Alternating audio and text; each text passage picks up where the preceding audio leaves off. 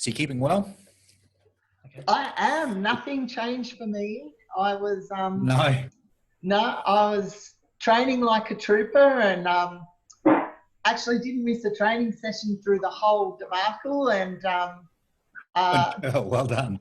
Yeah, I know. I was actually pretty proud of that, and I didn't do too much hustling of come and do my home training program. My home training program is awesome. You didn't do that? Like, yeah, buy my bands and you can do some rehabilitation at home. Yeah. No, I just didn't go down that path. So that was good. So yeah, I'm good. It is. I'm proud of you. Good girl. Thank you.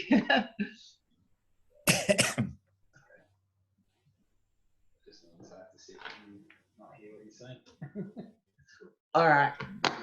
Okay, so we're good. So basically, Damon's not going to be able to hear you. He'll just hear me. So that's boring for him, but that's okay. All right. Okay, so we're good. All right, we're good to start, Damon. All right. Excellent.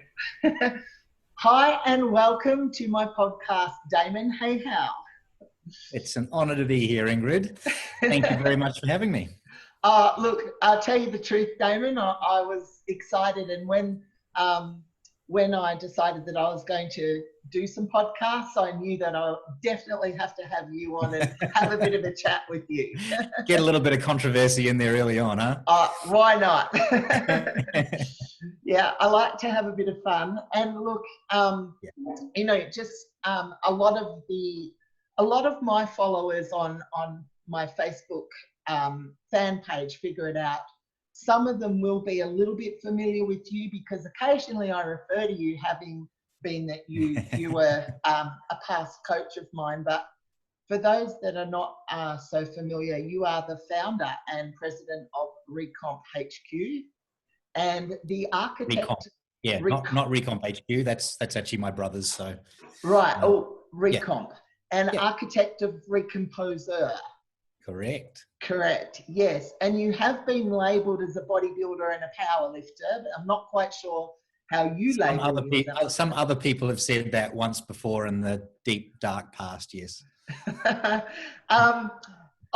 find it funny that when I Googled you, the first thing I found was a link, and it said, "Hi, I'm Damon Hayhow.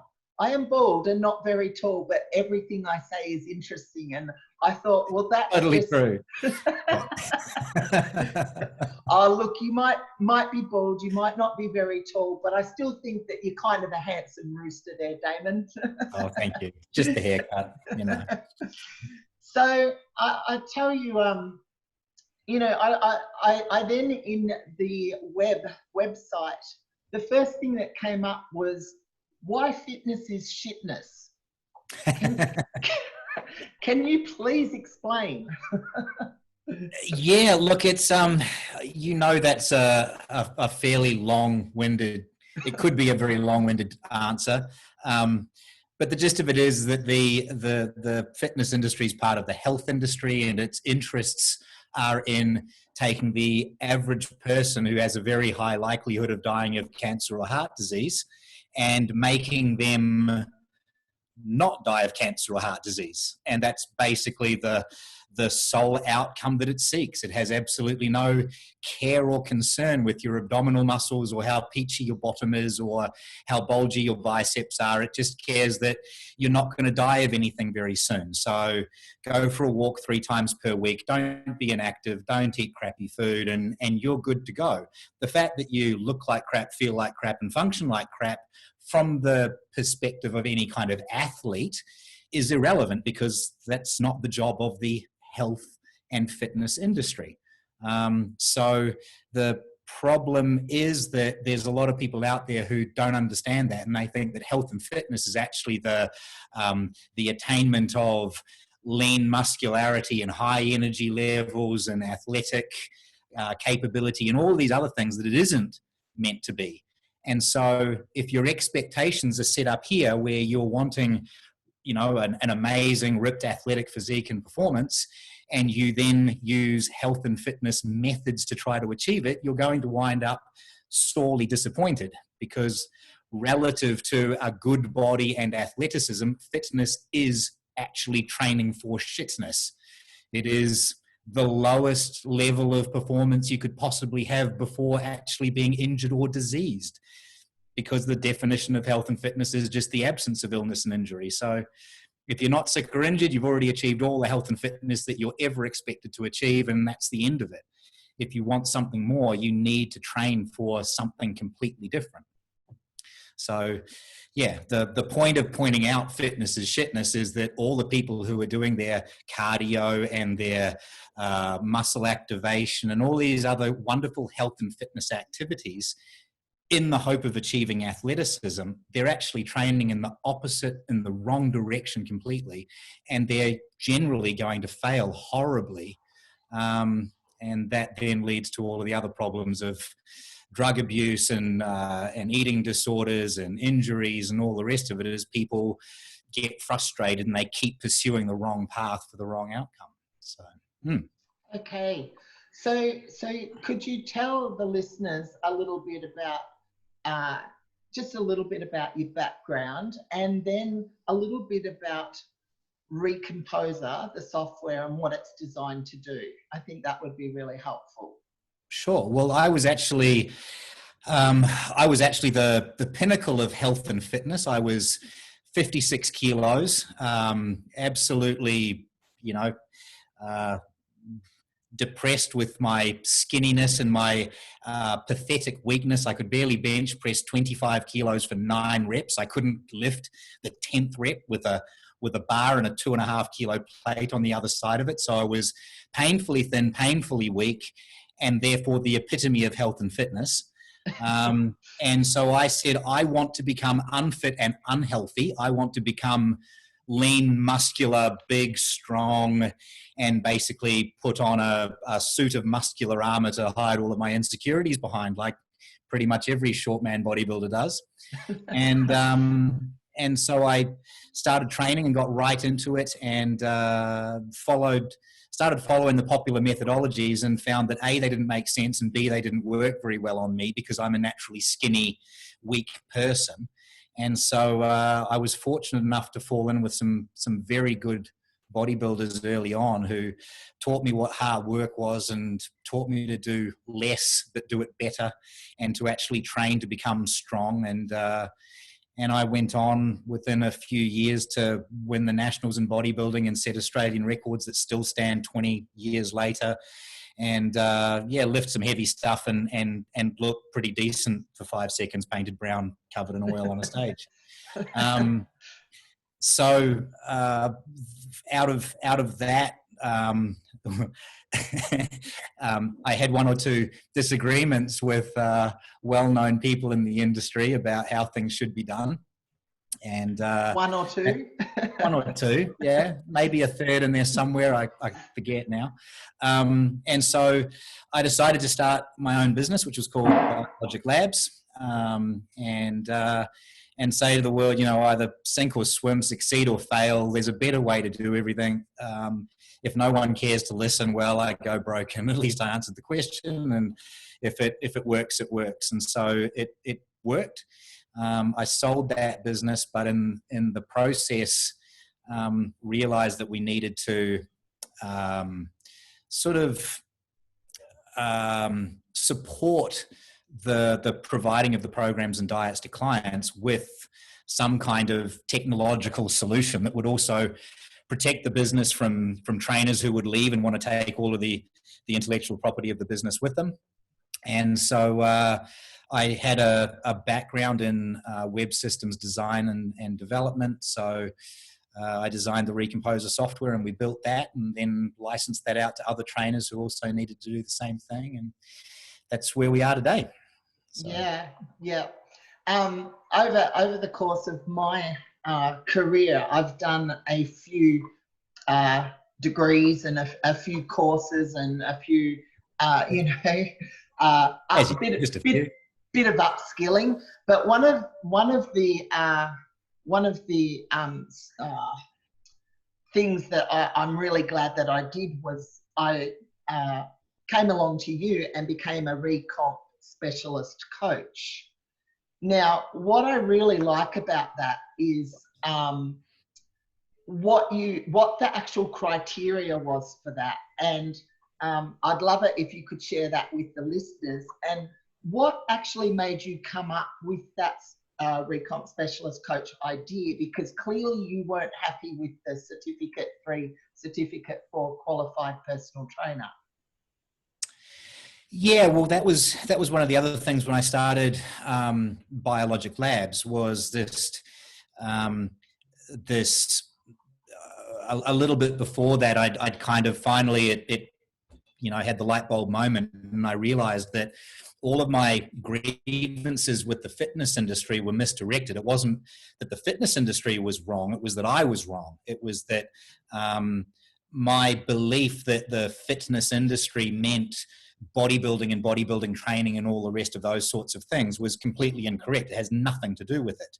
And so it was, well, okay, so I'm not opening a fitness business, I'm opening a coaching business. We're strength coaches, because that's the essence of what building a lean muscular physique is about. You lift weights, you get strong. And that's when I learned that the fitness trainer insurance doesn't actually even cover any kind of bodybuilding training or any other sports training, not powerlifting training, or any training that could be mistaken for being sports coaching or bodybuilding training. So none of the personal trainers out there doing it were actually insured for doing it or even qualified for doing it. The certificate 3 and 4 in fitness are in what I explained fitness is. It's about getting your average sedentary person off their bum and doing some exercise, which is a noble pursuit, of course, and absolutely essential to society, but that doesn't mean that it's a solution to bodybuilding.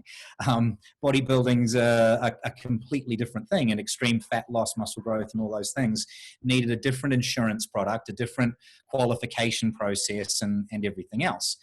But there's a complication, which is that bodybuilding itself as an activity, and this is all development of your physique, getting leaner and more muscular than health and fitness is bodybuilding. So I'm not just talking about competitive bodybuilding, but bodybuilding as a sport isn't actually formally recognized by any kind of education institution, sporting institution, government, sports associations like the Australian Sports Commission here in Australia doesn't recognise bodybuilding as a sport. The Olympics don't recognise bodybuilding as a sport. And so because it's not an actual thing, it's not a formally recognised activity, you can't have academic qualifications in it, because you can't have formal coaches in it, because it doesn't actually formally exist. It's a stupid little quirky bureaucratic bunch of crap that actually has a profound effect. And again, it's one of those things that it's like years ago, I remember the Weider brothers, Joe and Ben Weider, pushing to get bodybuilding recognized at the Olympics. I never understood or cared. It was, who would care? But now, as I've gotten older and wiser and seen how the world works, a little bit wiser, but you start to understand that these things are profound. So there's no academic qualification. There's virtually no real research into bodybuilding either. So any of the academic studies that you hear about aren't studies on bodybuilding typically. They tend to be studies about other things that are borrowed by bodybuilders. So they're looking at solutions for burn victims and people who have wasting diseases, or are athletes in other sports and they need to put on some weight as opposed to lean muscle while dropping body fat. There's all these different things that kind of come into it and bastardize the research, I guess, for want of a better term. And so I looked at the idea of creating a qualification, but I don't have the highest regard for formal education, the process, and the competence of the people who come out of a university at actually doing the thing. The dictionary definition of academic is not of practical relevance, and I'm all about practical relevance. So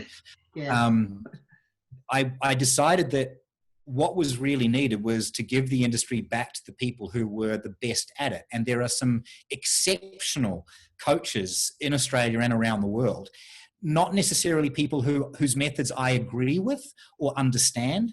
And I didn't want to put my fingerprints all over it and go, you need to be qualified by Damon Hayhow, because I wouldn't care to be qualified by Damon Hayhow. So, excuse me. So I asked the question, how can I create a qualification without creating a qualification?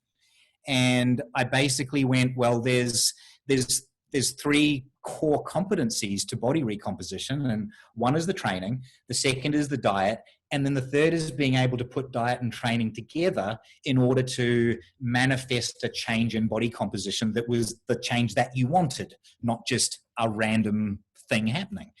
So I went, well, okay, how do we assess that? And that's where I came up with, well, we do a strength test. If you're a competent coach, you'll at least be able to lift above average weights in the most basic fundamental exercises, the bench squat and the deadlift.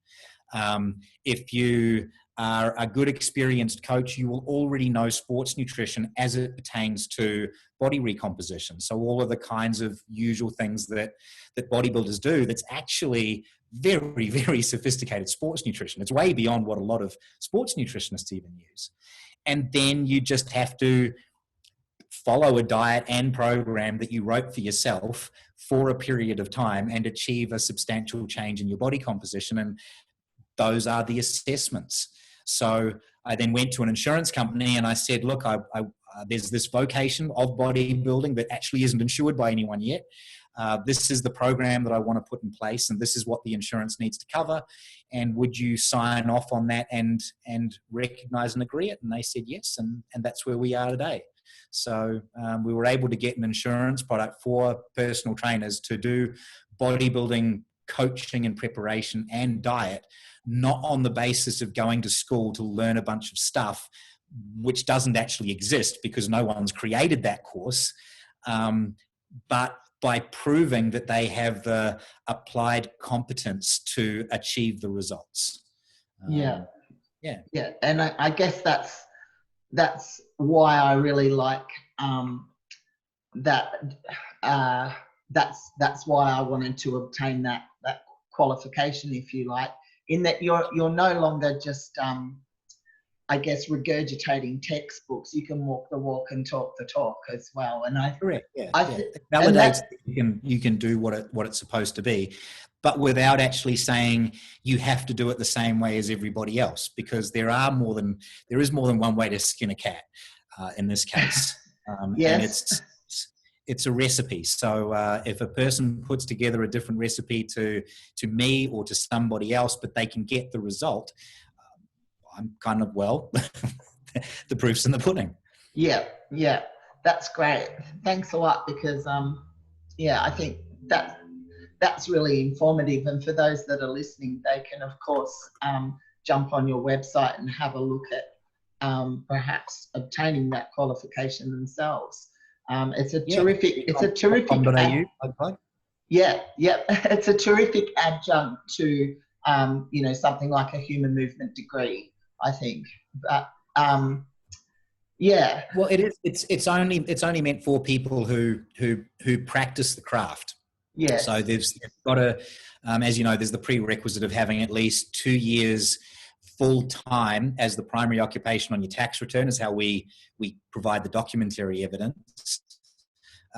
So that it's not just for any person who knows how to pass a test or lift some heavy weights, but it's actually for people who are professional coaches, and that's what their career is.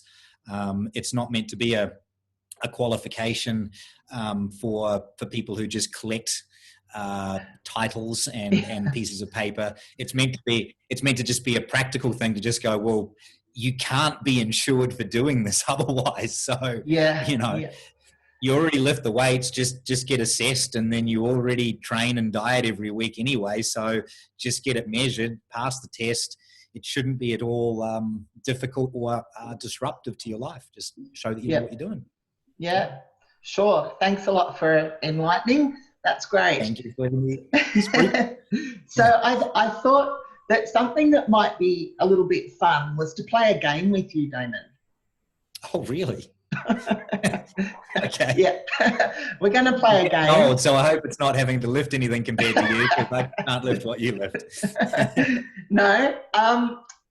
You'll know the game well. It's a word association game. So Oh dear. Okay. I'm going to throw some words at you, or I might create a short context, and you just throw out a word or two that comes to mind when I say my words, and then Is this PG? No explicit lyrics allowed, or this is Damon Hayhow. You whatever tell it comes how out? it is. All right. Okay. Yeah. Okay. Fire away. And if I poke a bear or two, we'll come back and explore those. We'll explore those growly bears, okay? Yeah. I'll All put right. the bear on sedatives. So I've got 15 odd words here, and let's start with winged angel division in bodybuilding competitions. That's it. Okay, creatine. Good stuff, overrated, has its application. Red meat. Love it. Awesome. Time under tension training. Misunderstood grossly. Fitness Australia.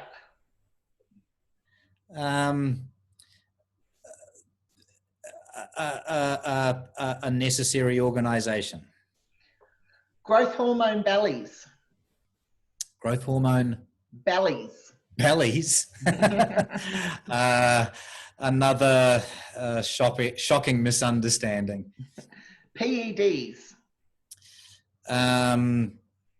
Another grossly misunderstood thing. There's a theme to this, isn't there? Yeah. No, not really. Nutrient timing. Massively overrated, unimportant, and generally irrelevant. Okay, deadlifts. The daddy of all training. Intermittent fasting. Great diet for sumo wrestlers. Game changer. The movie. Transparent propaganda nonsense. Foam rollers. Why? Why? Functional training. Dysfunctional training. In a gym setting, the words I can't. True. Carbohydrates. Energy. All right, thank you. Okay, yeah. Okay. There are some things there, obviously, that the bear could have taken and run with. So yes, I know. Absolutely. I think it's like all of these things, though. The world doesn't really have time for nuance or consideration, because there's already so much information out there about absolutely everything these days, and everything's just been propagandized into just ridiculousness. All those topics that you mentioned, it's like there's a time and a place, and then there's a time and a place not, and they seem to be always applied to the time and place not. With deadlifts, like you said, the daddy of them all, and it's interesting when you might be having a conversation at a party and someone says, "Oh, do you work out?" They'll invariably say, "What do you bench?" But you think that's the wrong question, don't you? No, well, what do you bench is always it used to be a guy question, really, and really it was basically how big are you?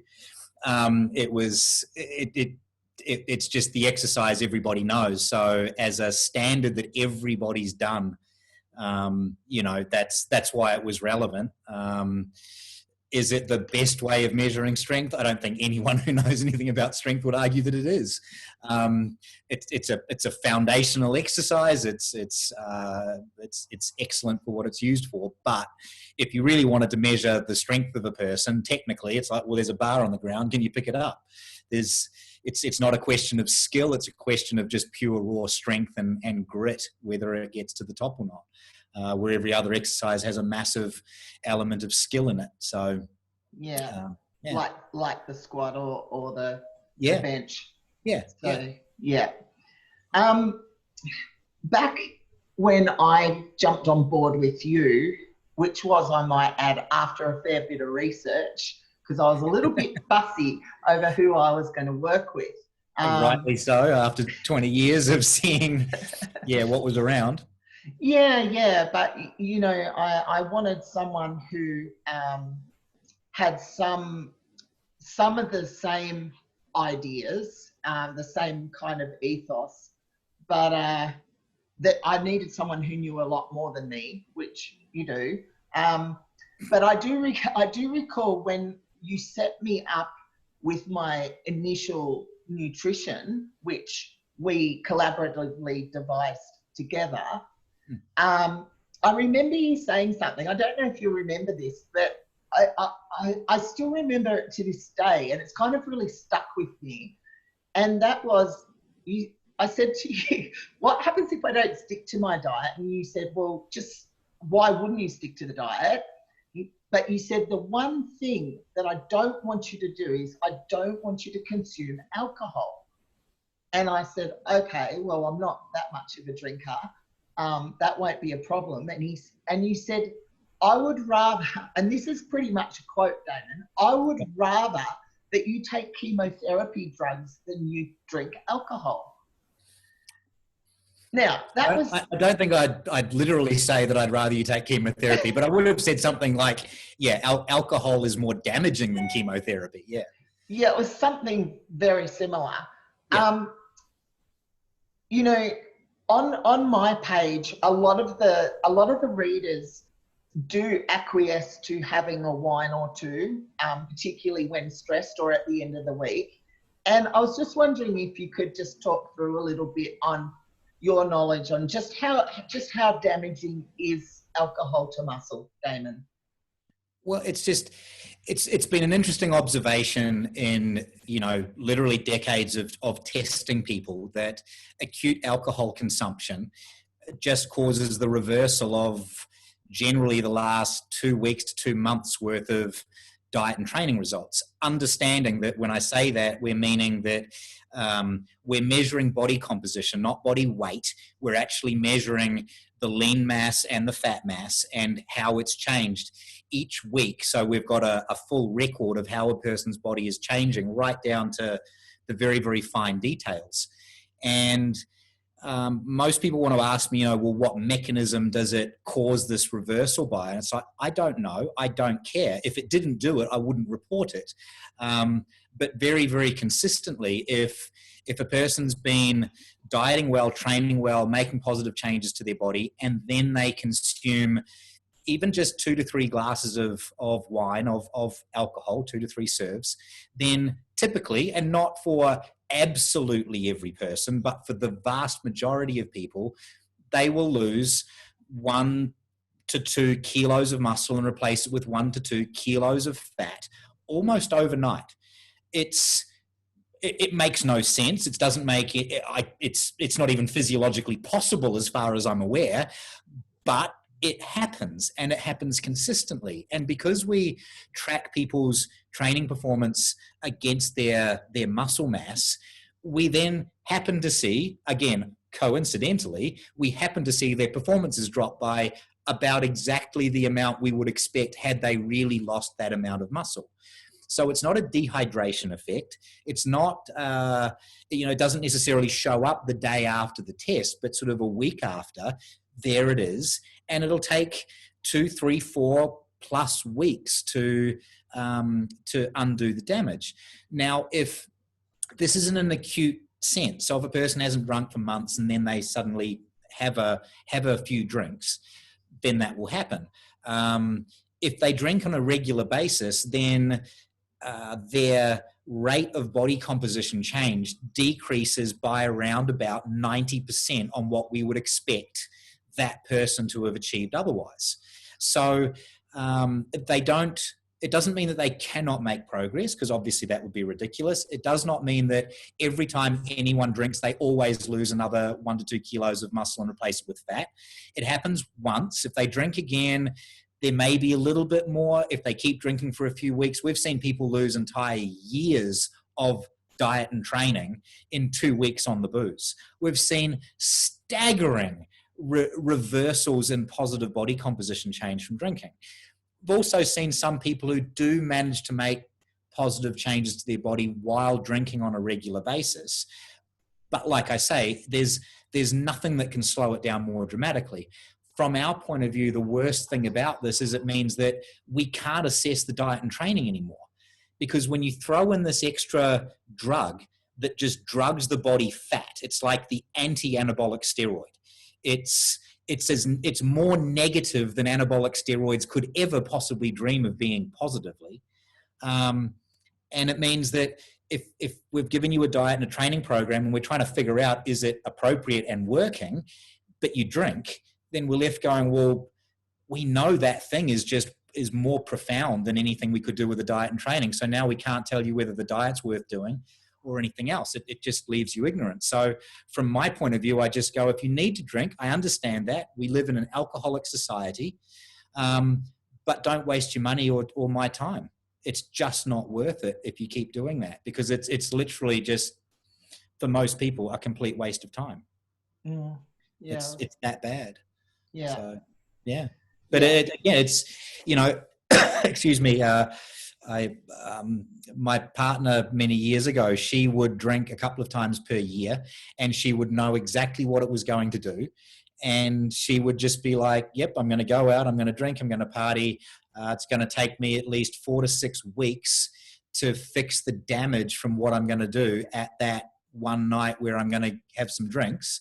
And I'm prepared to do that because I want to have, my birthday drinks. And it's like, cool. If that's what you want to do, then, that's fine. It's not judging it. It's just going, understand this is where it is. Yeah. And this is what the ramifications are going to be. Correct. Yeah. Make your own choices. It doesn't bother me. Yeah. But this is one of the reasons that I wanted to talk with you, is because you have seen so many transformations. Like, you deal with, muscle gain, muscle loss, fat loss, but that's exactly right. Yeah. And so you start to gather a really good sense of, what's damaging and what works. I remember, again, when I first came on board with you, I was quite obsessed with, I was obsessed with quite a few things, and I had to get rid of, a lot of, almost a lot of habits. One of the things that I kept asking you was, in that first week when you gave me my nutrition plan, well, what about the timing? Like, what do I have before training? What do I have after training? Now, I'd like you to share your response to me with everyone that's listening to the podcast, because, when you've had it drilled into you that if you don't get your protein shake in immediately after you put down your last dumbbell, and you've got to that's right. Yeah.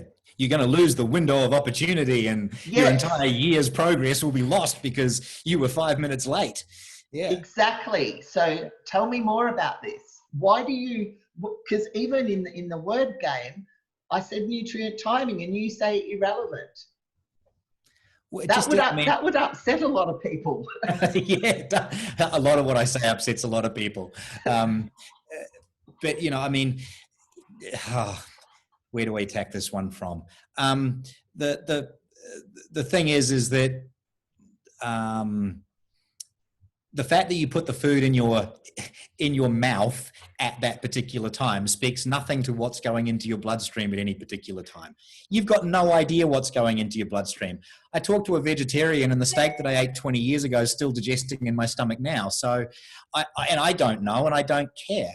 All I can go by is I put a certain sum total of food into my mouth every single day. I spread it over the day, over the waking hours as much as I possibly can. You eat the same quantities of the same things every single day. You measure the result at the end of the week, and you make your adjustments based on how your body has responded to what you ate. And the idea that there's going to be a radically profound difference in your body composition at the end of 12 months of eating really good, wholesome food all day, every day, throughout the entire year, training really hard. And because you had the meal 5 minutes before or after a particular event, it's going to completely turn you into a different person. It's just absurd. Why would it? And from a biological standpoint, you go, do you really think the human body is so sensitive that if we've gone out and we've cut trees all day because we're lumberjacks living out in the caveman area or whatever, but that all of a sudden we'd keel over dead because we were 5 minutes late to a meal or something like that? Like, the body's an amazingly resilient creature. You stick food down your neck, it goes in at some point, some percentage of it's absorbed and digested. I don't care, because I can measure what I eat and I can measure what it does and I can make adjustments with what I can work with. The difference between having this particular type of food at this particular time, I can't measure what it does. And when I've tried to, it's made no difference. It's, you know what it's like. You miss your shake, your year still keeps going exactly the same. And you found out shortly afterwards, it's, just eat your food. And what my experience, and I'm sure what you've just said is actually a relief to some listeners, because you become a real slave to the clock and to time, and it becomes really stressful. But the irony for me is like I said, it's a very simple philosophical premise that I use. Eat the same quantities of the same things every day, measure how your body changed at the end of the week. There's your answer to what that diet does. Yeah. Period, paragraph, nothing left. You don't need to understand how, you don't need to understand why. You don't anyway. You're just making up stories if you say you do. And and still, even if you do understand how all the stuff happens, at the end of the week, if you don't get the result that you want, you make the same change to your diet anyway. Like, this is what I ate, this is what happened, it wasn't what I want, so I'm going to change what I eat. That's the answer to your question. With the nutrient timing crowd, I so often find that they don't eat the same quantities of the same things every day. They aren't strict with their diet through the other 23 hours of every single day. They're obsessed with this window thing to the expense of the entire diet. And you're going, which do you really think is more important? The 5 minutes that you had your protein shake, or just eating your food so your body's regularly fueled? And yeah. And the final thing I will say is just for the real believers, the research into, when you actually look into the research about the nutrient timing and the anabolic window and this, that, and the other thing, the research said that it's actually protein with carbs prior to the workout that leads to increased protein synthesis post-workout, not post-workout protein with carbs, but pre-workout protein and carbs. But the only way for them to actually test whether that was considerably different to not having protein and carbs before the workout was to make sure that the other test subjects didn't have any protein or carbs for 6 hours prior to the workout. And so you've got to ask the question, who do you know in the bodybuilding community who does not eat for 6 hours before their workout and then expects to have a killer workout? Nobody. So if we train in the afternoons or the evenings, it means we've already had 3 or 4 full meals. We've had a couple of thousand calories put down our neck over the preceding several hours of our workout, in which case this whole idea of you need protein with carbs prior to your workout has already been solved.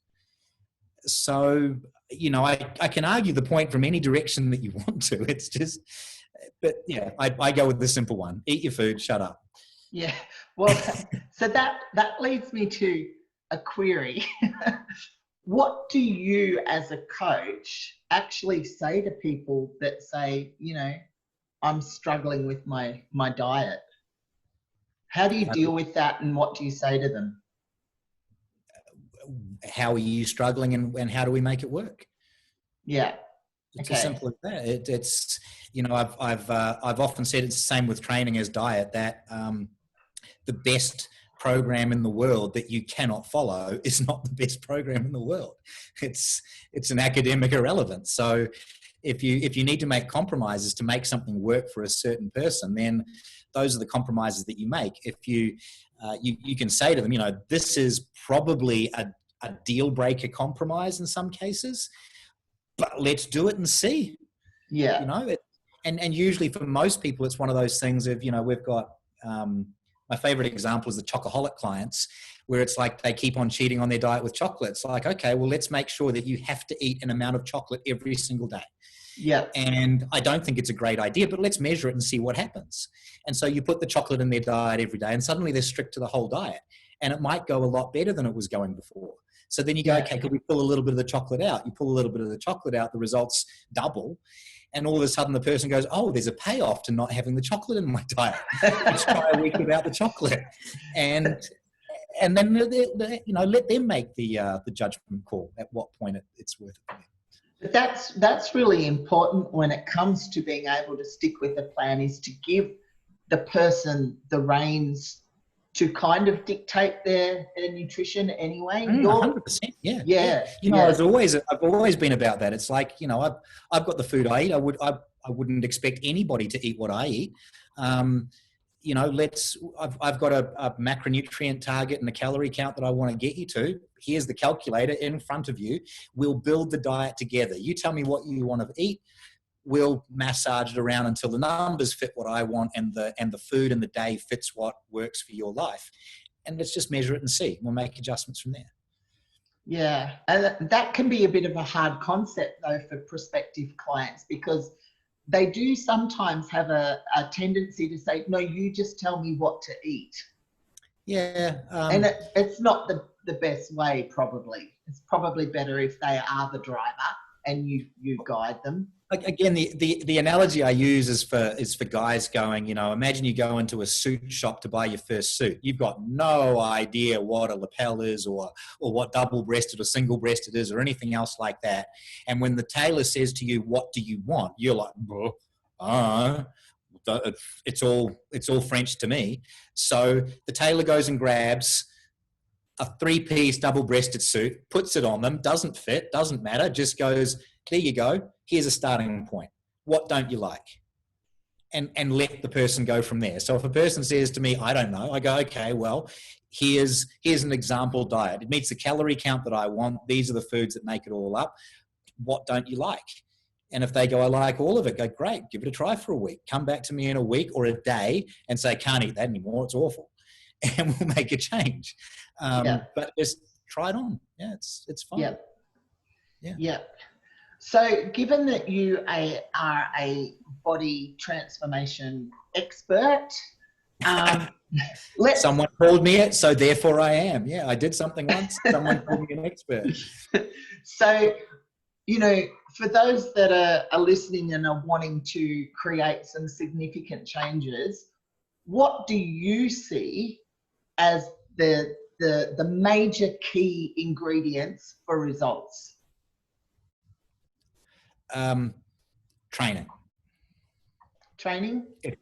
It's training heart, soul, and intensity. It's lifting like you actually give a damn of becoming a better athlete than you are right now. If you don't have that fire in the belly to actually lift bigger stuff because it's just cool, because it would just be neat to be able to lift some really cool stuff because it's big and, you know, the boys lift it or whatever. If you don't have that, you don't care, and it's all just an imposition to you, well, you're probably going to struggle to make any kind of significant improvement. I'm hearing heavy is a theme. It's not heavy. It's more that, it's the inner psychopath. You do it when you do your deadlifts and you go totally crazy and you tear that thing up, and it's like that thing, that heart, that real just, I'm going to beat that piece of metal, it's not going to beat me. Anyone who's got that, it's not that hard, generally speaking. And the people who are scared of the weight and don't like the work and don't care and don't want to, those are always the people who struggle. So I could have answered that question and gone, the planning's really important and the measuring. So don't just do ignorant stuff. Actually measure your body composition, set a goal, measure it as you go and make adjustments based on it. But you can do that. And if you don't have the heart for the training, if you don't really, really lift like you want to lift, then all the rest of it's kind of for naught. unfortunately, there's the people out there with the most beautiful bodies in the world are the people out there who are just genetically gifted enough that they were born beautiful. They can just lift anything any old way, and they seem to get stronger and leaner and better and all the rest of it. They've got great skeletal structures and muscle attachments, and they just look good. And a lot of people look to that and think that's all that it takes. And for you, me, and the majority of people who don't have that genetic blessing, where we were all already, amazing looking before we started physically, it's the training that makes all the difference in the world. The success you've had is down to you're one of the rare people who can actually lift like that, lift like you mean it, like you actually want to beat that bar and be the girl who can lift the weight you couldn't lift last week. And the people who have that, the rest of it kind of comes easy, because it's no one doesn't enjoy that progress. Tony Robbins is famous for saying progress is the thing that we all lust after in anything that we do. We just want to see improvements. We want to see some kind of payoff for the effort that we put in. So I think people love seeing the progress once they start getting it, but they've just got to get started. And that really, way beyond the nutrition is the training. Everyone goes, it's 90% nutrition. Absolutely no way. Give bodybuilders training to a person who plays golf, they're not going to look like a bodybuilder. They're going to look like a golfer. If you want to get leaner and more muscular, you have to treat your training like you actually want to be that athlete who can lift more than you do. And then everything else kind of it's a lot easier once you've got that passion for it. I'll just digress a little bit and take us back to when I signed up with you. And it was a very cool day. It was really cool. Well, I kind of thought that I was going to impress you, Damon, and I was going to go down there and show you how strong I was. And I remember coming back with my tail between my legs because you got me to train, and you brought something out of me that I didn't know was there. And the training was very hard. You made me train very intensely. And I thought to myself, I was kind of disappointed with myself. And I realized that I hadn't been pushing myself the way I thought I had. But that's a good thing, because that is our role as trainers and coaches, is to bring clients up to another level that they don't know that they have with training. And so for those that are just listen to what you had to say, I got a bit motivated when you were talking, even then, about attacking the weight, attacking the iron. And I hope that the listeners actually go out there, because I know now that everyone that trains can find another 10, 15, 20% in them. Undoubtedly, they really can. Oh, geez, the way most people train these days, there's another 100% in them. Like it's, and I mean, I mean that not disrespectfully, but it's one of the most frustrating things for me has been the fact that as the fitness industry's encroached on the weight training industry, it's brought that mediocrity and that concern for safety at the expense of performance into the gyms, such that people everywhere, they've never even seen a person train hard anymore. It's so much harder to get a person to actually do what they were capable of doing day one, but when they'd never learned anything in the gym, than it ever used to be, because literally they've been trained to be soft and trained to be weak and trained in the belief it's like the opposite of the 4-minute mile. Apparently it was impossible to run a mile in 4 minutes until one guy ran a mile in 4 minutes, and all of a sudden 20 more people did it within the month afterwards. It was like once that psychological barrier had been broken, everyone was suddenly able to do it. Now it's something that there's high school kids are doing it, the sub 4 minute miles. So what's happened in our society now, though, is the opposite, is that people are being convinced that actually it's not even, it's the weight training equivalent of not being able to run a mile in 10 minutes. And everyone's just sort of going, oh, I couldn't possibly try running it in 9 minutes 50 because, something bad could happen. And it's just, there's a 4-minute mile in you. You've got to just go for it. Yeah. And that's the, I believe, leading cause of the frustration and the failure that a lot of people are having, is because the training, they don't even know what it looks like to train properly hard in a way that's going to make their body change as fast as it's capable of doing. And that's so interesting, because everybody that isn't getting quite the success that they want, they still say, oh, but training's the easy part. It's my yeah. No idea. No. So yeah, I'm hearing you.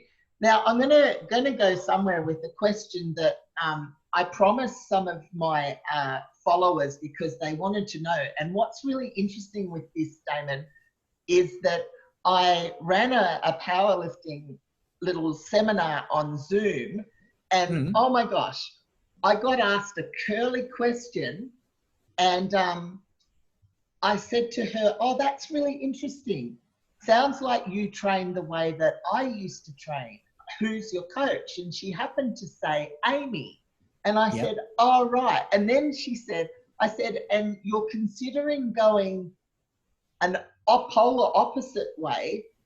Who are you considering as a coach? And she actually said, my current coach.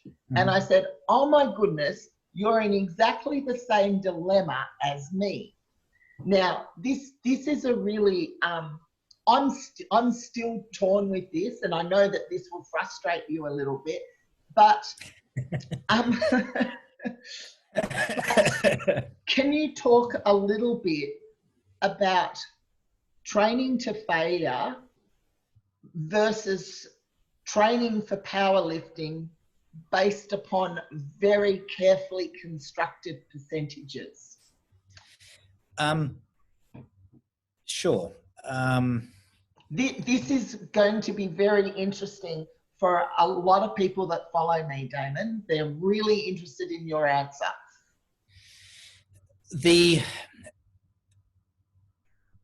Essentially the fundamental belief, the foundational belief upon which powerlifting programs are generally structured is a very, very, very old belief that the strength performance is purely a function of skill.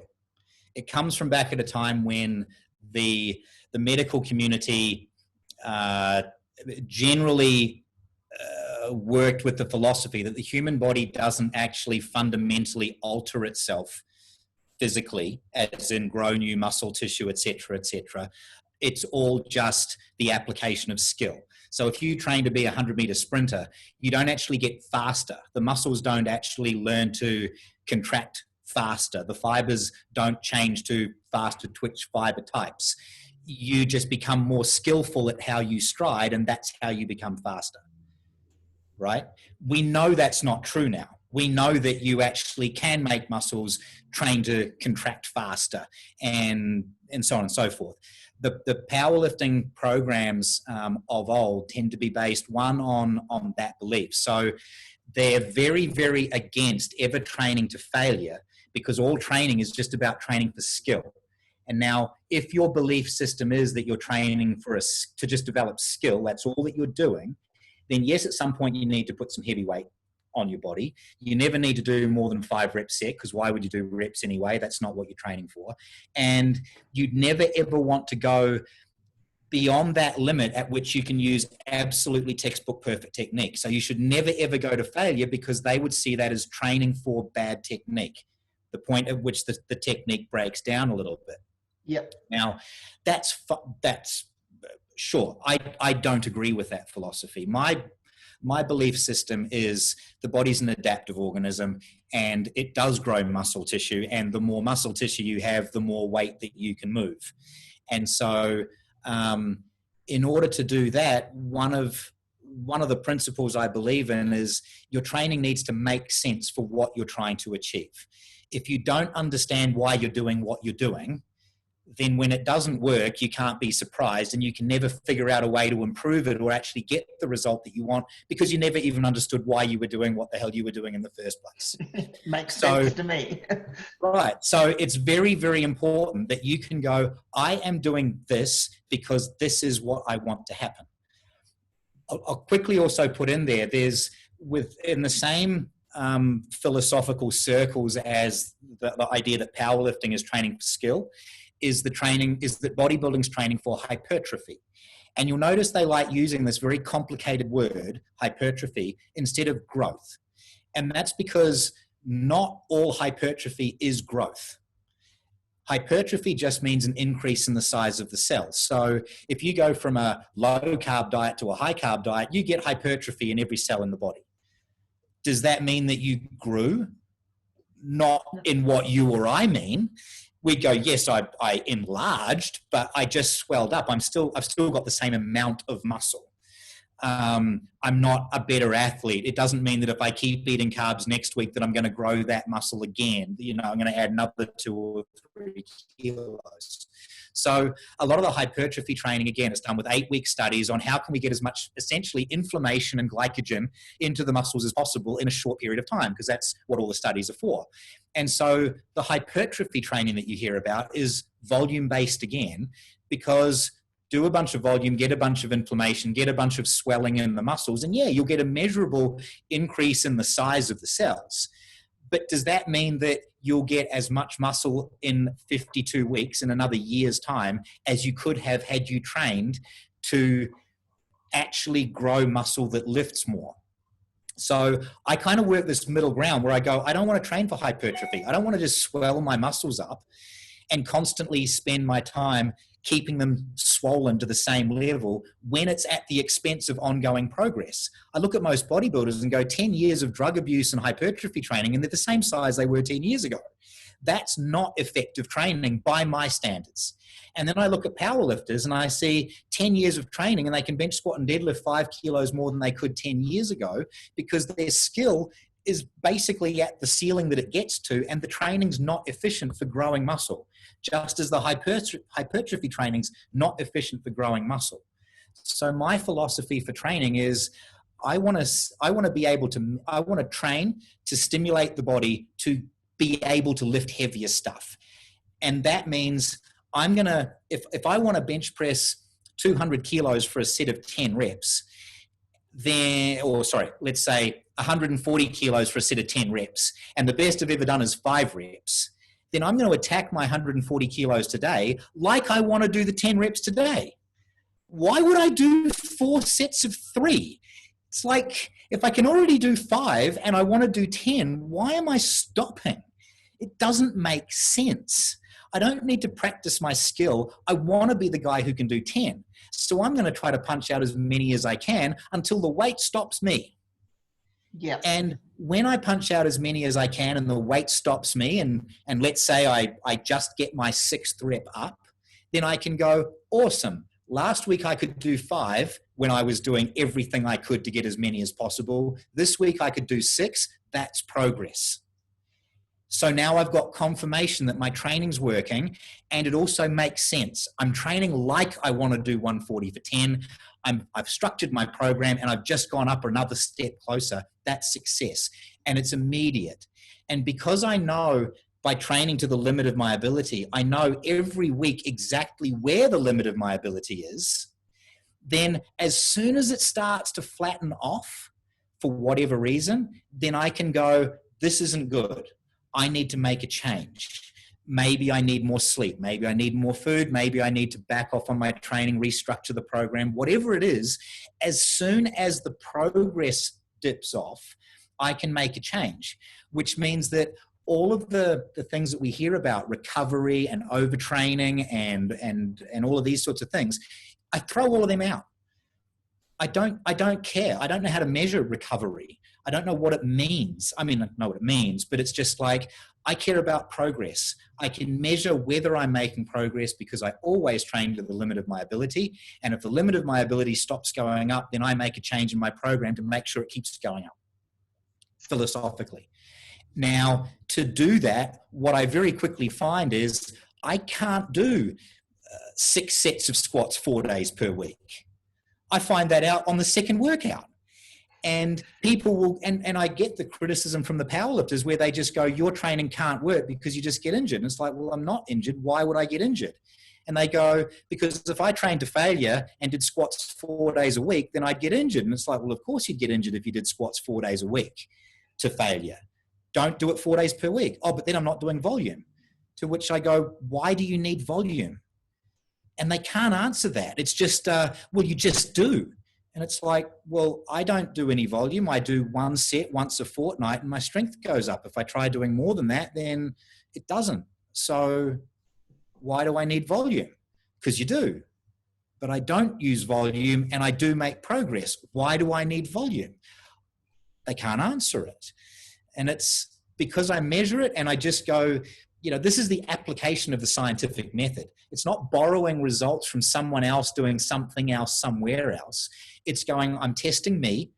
I'm eliminating all other variables. I do this work, I eat this food, and I measure whether it works. And I've got a philosophy for why it works. If it doesn't work, I can rationalize an adjustment and see if that works. And it means that you're always training smart. It makes sense. And it's based off a solid philosophical foundation rather than a foundation that straight away I can go, that's not what I'm training for. I don't need to improve my skill. I can improve my skill in all my warm-up sets and my work sets anyway. And I don't just want needless inflammation. I actually want to become a superior athlete who's growing muscle and getting stronger as a function of that. It's actually a radically different philosophy to everything. Mm-hmm. Yeah. Okay. Well, that's about as clear as what you can get, I think, with that answer. Yeah, in 5 minutes. Yeah. Yeah. No, that was good. That was good. There's a lot of take-home stuff there. All right. Just before we go, just any of your thoughts, any exercises that you just shouldn't do that people are doing ad nauseum? Yeah, pretty much anything to do with muscle activation or involving bands. It's a pet peeve because muscle activation, again, it's about making sense. And you go, muscle activation is a great solution to not having muscle activation. But the other solution to muscle activation is just moving in the right damn way. If you stick your ass back when you start a squat, your glutes engage. If you don't stick your ass back, they won't. Using a rubber band to fake flexing your butt is not the solution to the problem. You just need to squat properly. You don't have neuromuscular degeneration. You don't need a rubber band to do rehabilitation. What, you didn't get out your resistance bands through COVID? I didn't. I went and got a barbell. I bought a barbell and some plates home. So why does that not surprise me, Damon? Why would I do anything else? All right. So if anyone wants to find out a little more about you and Recomposer, what's the website address? Hit us up. Well, recomp.com.au. There's a new information site on Recomposer coming. Excuse that, Belle. Yeah. So that will be available very soon. Okay, awesome. Sounds good. So thanks very much for joining me this evening. It was great talking to you. I reckon there's got to be a part 2 somewhere down the track, Damon. You know I'm always up for it. Always love chatting with you. All right. Thanks a lot. I really, really appreciate it. And we'll speak soon, okay? Thanks, son. Look forward to it. All right. Okay. Ciao. Bye. Cool. All right. I better go